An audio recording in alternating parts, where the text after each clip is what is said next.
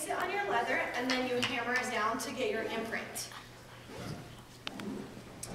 We have, let's see, okay, a swiveling knife. This is one of the most used tools for leather crafting and leather making. We don't have any down where we're going, but the swivel knife has a finger rest at the top and then has a bar going down with a blade at the bottom.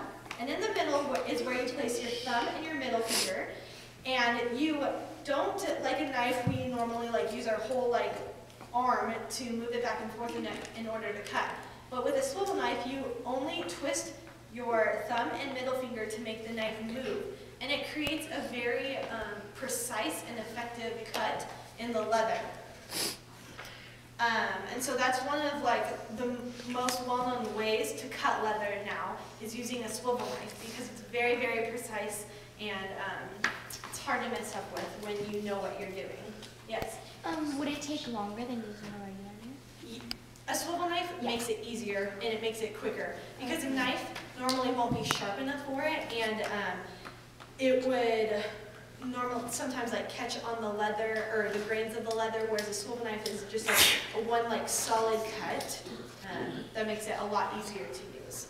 But they don't necessarily use a swivel knife to cut leather in half. It's more cutting to make a design, if that makes sense. Now there's a tool called a beveler. Does anyone know what that might mean? A beveler is used after you use the swivel knife to cut. It takes the two edges of the cut and you can use it to make a 3D effect and make a smoother edge of your cut. So it's not just a whole bunch of lines and then making it into a design and making it 3D effect. So that's a pretty cool tool. We don't have exactly that down at our activity, but we do have some tools that you can use to make the same effect in a way.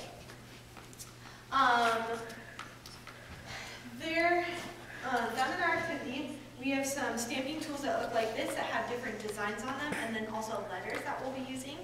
And there's really cool methods that you can use instead of just typing in Hume and being done with your bracelet. There's all these cool ways that you can not just use the letters or use these, but move it as you're hitting it in order to make a different design. But when we go down there in a minute, we will take a look at that, and I'll show you a little bit more of what to do. But before we go, if any of you wanted to kind of check these animals out and feel the difference of the leathers, we can do that before we head down. Yes?